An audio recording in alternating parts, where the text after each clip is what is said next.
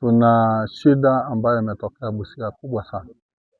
Vijana ambayo wako huko hawana kazi. Lazima tutafute nafasi ya kuwasaidia hao. Na shida iliyoko ni kuwa tukiwawacha, uhuni na mambo ya gunism itaendelea. Na pia ni mbaya sisi kama viongozi kutumia vijana kwa njia hiyo. Badala ya hiyo, tutafute njia ya empowerment kama hii. Tutafute hata njia ya kuweza kuwapatia training itawasaidia. Na wana bodaboda wengi na vijana wote ambao wako kwa biashara, tutafute hizi shirika cooperatives ama SACCOs, mjihusishe ndio mfanye savings pia iwafaidi. Na tena mwisho wa mwaka wana faida ya savings yao katika hiyo SACCO. SACCOs nyingi wanapatiana faida ya 10%.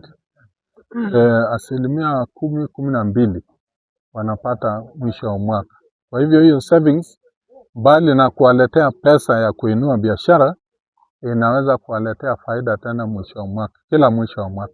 Tunaomba watusaidie sana ili tumalize umasikini. Maana baadhi ya watu wengi wamekaa, wamama wengi wamekuwa kukaa nyumbani, hawakuweza kutoka. Kuna wengine biashara zao zilirudi chini kwa sababu sasa badala tuende tukope loan. Kuna baadhi ya loans zinatusumbua. Ukichukua shilingi 10,000 baada kwa siku 10 unarudisha na shilingi 3,000 tu.